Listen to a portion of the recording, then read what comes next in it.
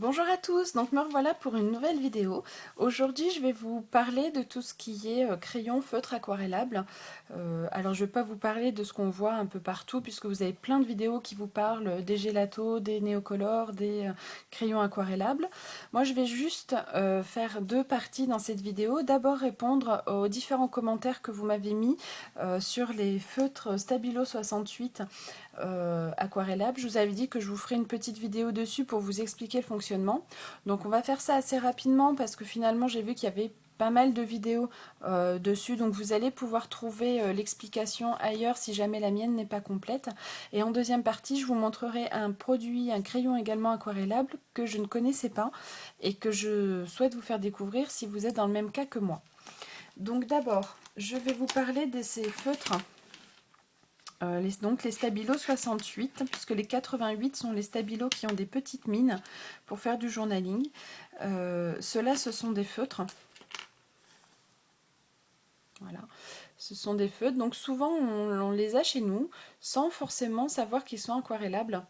Moi je les avais achetés effectivement pour le scrap, mais pour faire du coloriage traditionnel ou du journaling ou du doodling.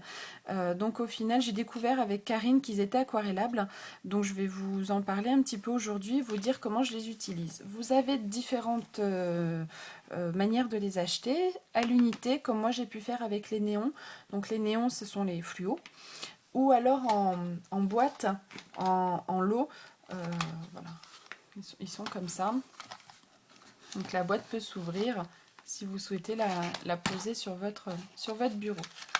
Voilà, alors il ne m'en manque pas, c'est que je préparais la vidéo et j'avais sorti des feutres. Voilà, donc vous avez tout ça. Et en néon, j'ai cela. Donc c'est vrai qu'ils sont très sympas parce que ça permet d'avoir une bonne palette de couleurs. Parce que des fois avec les... ils ont à peu près les mêmes propriétés que les encres... allez, ça va me revenir plus tard. Que les encres aquarellables que vous pouvez trouver. Mais là vous avez vraiment un bon panel de couleurs et vous pouvez les utiliser de différentes manières. Voilà, donc du coup vous pouvez les utiliser avec un tapis téflon, un vaporisateur d'eau, un pinceau, éventuellement un pinceau à réservoir d'eau, mais enfin peu importe. Vous prenez ce que vous avez. Alors, je vous ai tamponné sur un papier type aquarelle un tamponnage de chaussons de bébé de Scrap Plaisir, voilà, que je trouvais très sympa pour coloriser. Alors je vous montre pas ce qui est un petit peu plus haut parce que j'avais déjà commencé à faire la vidéo qui a coupé et donc j'avais fait déjà les techniques. Donc ce que vous allez pouvoir faire, ça va être coloriser votre tampon. Donc vous prenez votre tapis téflon ou feuille plastique, vous savez, pour l'école, des choses comme ça. Alors je vais essayer de... Hop là. Là. Donc vous prenez là, vous colorisez, vous posez votre matière sur votre tapis téflon et vous voilà, mettez un peu d'eau. Vous prenez un pinceau, tout ce qui est plus classique. Prenez la matière sur votre tapis et vous colorisez votre tampon. Après, si vous voulez plus ou moins foncé, vous mettez plus ou moins d'eau, vous rajoutez du feutre, vous rajoutez... voilà. Si vous voulez mettre des intensités dans un seul endroit, vous repasserez dessus pour donner un peu plus de foncé.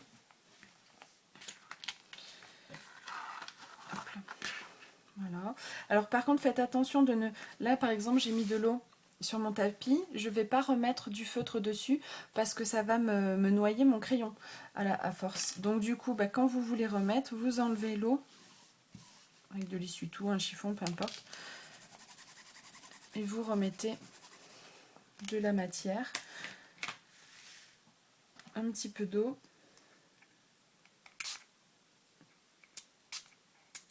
Voilà. Hop. Et voilà, donc vous voyez que là, ma couleur est un petit peu plus foncée que tout à l'heure. Voilà, donc après, à vous de... Voilà, de peindre la couleur, les intensités. Voilà, si vous voulez mettre quelques petits reflets, donc vous remettez du feutre sans forcément mettre d'eau. Vous venez le prendre. Et voilà, vous faites les contours. Vous voyez, ça vous fait quelque chose d'un peu plus foncé à cet endroit-là. Donc voilà, donc après c'est vraiment à vous de doser l'eau ou pas, de doser la quantité de feutre que vous mettez, les coloris, etc. D'accord? Donc ça c'est une première utilisation. Ensuite, vous pouvez prendre par exemple, on va prendre un bleu de mon pack de feutre, vous en mettez un petit peu partout, vaporisateur d'eau, et vous trempez dedans.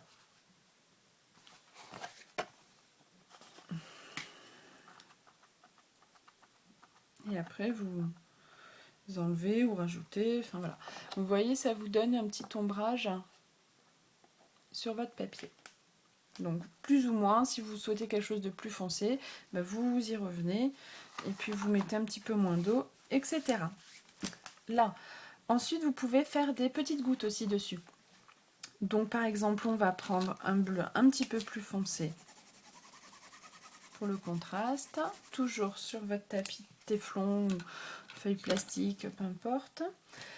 Du coup, voilà, vous trempez bien votre pinceau dedans. Voilà, vous essayez de prendre suffisamment de matière pour que ça puisse goûter sur votre feuille. Et vous tapotez. Voilà. Et vous voyez, ça vous fait des gouttes. Donc ça, ce sont les possibilités sur vos feuilles. Ensuite, vous pouvez utiliser un tampon. Donc par exemple, moi j'ai choisi cette fois-ci le tampon Toga Moustache. Et vous venez directement mettre votre encre dessus. Par exemple en rouge. Et vous venez coloriser le caoutchouc. Voilà. En plus, la pointe est quand même assez fine, donc ça vous permet de choisir des tampons un petit peu plus travaillés et d'aller vraiment là où vous le souhaitez. Alors attention, quand vous allez tamponner, ça va pas vous donner, n'attendez pas, ça va pas faire le même effet par exemple qu'avec les feutres d'autres marques qui sont vraiment faits, voilà, pour coloriser les tampons et directement tamponner dessus. Là, ça va avoir, et vous rajoutez un petit peu d'eau, donc ça va avoir un effet plus fondu pour le coup. Là, et par exemple ici, voilà. Vous voyez que avec des tampons très travaillés, ça va pas forcément être joli. Voilà, c'est vraiment pour ajouter de la couleur à votre tampon et voilà. Et ça salit pas du tout votre caoutchouc, vous voyez. Le caoutchouc est propre. Voilà, donc là c'est les différentes possibilités que j'ai avec ces tampons-là. Donc n'hésitez pas à essayer, à ressortir vos fameux stylos 68 et à essayer ces différentes techniques-là. Et puis du coup j'espère que je vous ai fait découvrir quelque chose. Et si vous voulez aller un petit peu plus loin, n'hésitez pas à regarder un petit peu sur YouTube ce qui se fait. Et vous verrez que voilà, il peut y avoir d'autres utilisations et que d'autres filles ont fait des vidéos là-dessus. Voilà, donc ça c'était pour les feutres aquarellables. Maintenant, au niveau de... Hop là, j'enlève tout ça. Donc pensez bien à passer un peu d'eau parce que si jamais vous passez pas d'eau, ça va pas forcément bien tamponner. Donc l'intérêt quand même pour faire ressortir la couleur, c'est de rajouter un petit d'eau. Mais je vous dis avec des tampons très travaillés, par exemple comme celui-ci. Comme celui-ci, ça va pas du tout le faire parce que les détails, il y a beaucoup trop de détails. Donc prenez quelque chose voilà, qui est plus simpliste. Ou alors tamponnez-le à la Versafine et coloriez-le. Donc voilà au niveau des possibilités de ces feutres. J'en termine là et puis n'hésitez pas à aller voir d'autres vidéos si jamais vous avez envie d'avoir des compléments. Et voilà. Ensuite, je vais vous parler d'une matière, d'un crayon que je connaissais pas du tout, puisque j'avais vu les vidéos de Léa Scrap sur ces tests entre les gélatos, les néocolores et les crayons de couleur aquarellables. Donc elle nous disait que les néocolores, donc c'était les seuls que j'avais pas, on pouvait les trouver dans les magasins de loisirs créatifs au rayon Beaux-Arts. Donc j'étais intéressée pour en acheter un ou deux, voir un petit peu ce que ça donnait. Sauf que chez Cultura, nous, il n'y en avait pas. Par contre, la vendeuse m'a parlé d'un autre crayon qui s'en rapprochait apparemment beaucoup, qui était les Wax Aquarelle. Donc je ne sais pas si vous connaissez cette marque-là. Les Wax Aquarelle. Donc j'en ai acheté un pour essayer. Donc ils ont quand même un certain coût parce que j'ai dû le payer 2,80 € le stylo. J'ai dit je vais en acheter un pour essayer. Donc vous voyez, il y a un pinceau. Puis c'est marqué aquarelle. Donc voilà, donc là je ne me trompais pas. J'ai cherché sur internet ce que voulait dire wax, puisque je ne suis pas bilingue du tout. Wax, ça veut dire cire. Donc je sais que les néocolores sont aussi des bâtonnets de cire aquarellables. Donc c'est vraiment très rapprochant, puisque c'est apparemment la même matière. Ils sont plus gros que les néocolores. Voilà, par rapport à un crayon normal. Voilà, que vous voyez la différence de taille. Voilà, ça donne ça. Maintenant, je pense que l'intérêt principal de ces wax, c'est l'intensité de couleur. C'est qu'au niveau pigmentation, ils sont plus fournis que les néocolores. Alors moi, j'en ai pas des néocolores, donc je ne vais pas pouvoir vraiment vous comparer la chose. Donc si jamais je dis une bêtise sur ces crayons-là, surtout dites-le moi parce que je ne vais pas savoir. Je pense que dans les néocolores, vous devez avoir plus de couleurs plus pastel. Notamment, je sais que Léa se sert beaucoup de vieux roses, de rose saumon, de choses comme ça. Là, il n'y en a pas forcément. Vous pouvez obtenir ces teintes-là en atténuant les couleurs, mais les pigments sont très présents dans les wax. Donc au début, je m'étais dit, je vais en acheter un. Donc c'était celui-là, c'est bleu, vert, turquoise. Et puis c'est vrai qu'ils sont hyper agréables à utiliser parce que le bout est vraiment un embout gras simple à utiliser. Est-ce que ça va donner le... Non. Voilà, donc ils sont gras, ils ont des couleurs qui sont vraiment super. Et moi j'ai beaucoup aimé ces crayons, donc au final je suis revenue en acheter une boîte de 12. Donc les 12 me sont revenus, je crois, à 28 ou 29 €, ce qui faisait 2,40 € le crayon. Vous les trouverez avec cette boîte-là. Au rayon Beaux-Arts, au niveau des crayons aquarellables. Alors je vais vous montrer, je vous ai fait un nuancier pour vous montrer un petit peu la couleur que ça donne. Alors je l'ai exprès, les coloris je ne les ai pas beaucoup fondus pour vous montrer la couleur la plus pétante, en sachant que bien sûr vous pouvez les atténuer beaucoup plus que ce que je n'ai fait. Et ça vous donne une idée des coloris. Donc voilà tous les crayons que j'ai, donc j'en ai 13 maintenant. Voilà. Et en plus, je les trouve beaux, ces crayons, côté argent. Bon, c'est un peu bête, mais voilà, je les trouve sympas. Au niveau du nuancier, voilà, ça donne ça. Et je trouve que ça donne vraiment un effet aquarelle, un peu comme si on faisait de l'aquarelle avec les petits godets, avec la peinture aquarelle. Et c'est vraiment, ils se fondent super bien. Là, je l'ai fait sur un papier aquarelle. Je l'ai testé également sur du papier type Bristol, pas sur du papier type cardstock scrapbooking, puisque là, ça va boulocher le papier, ça n'a aucun intérêt.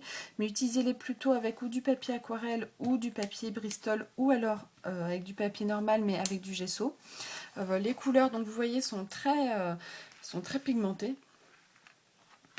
Voilà, donc là j'avais fait un test puisque donc comme les néocolores, c'est pour vous montrer qu'on peut dessiner avec, contrairement au gelato. On peut vraiment dessiner puisque c'est des crayons et atténuer. Donc là vous voyez, j'ai fait, là je l'avais fait en très foncé pour vous montrer ce que ça donnait peu atténué. Et là par contre je l'ai beaucoup plus atténué, donc pour vous montrer que voilà, moi j'ai vraiment forcé le trait pour vous montrer la pigmentation de ces crayons, mais que vous pouvez tout à fait les atténuer beaucoup plus que ce que je n'ai fait. Voilà, moi j'ai beaucoup aimé, ça a été une belle découverte par rapport à ces crayons là. Donc si vous avez l'occasion, ne serait-ce d'en essayer qu'un pour voir ce que ça donne, n'hésitez pas, puis vous me direz ce que vous en avez pensé.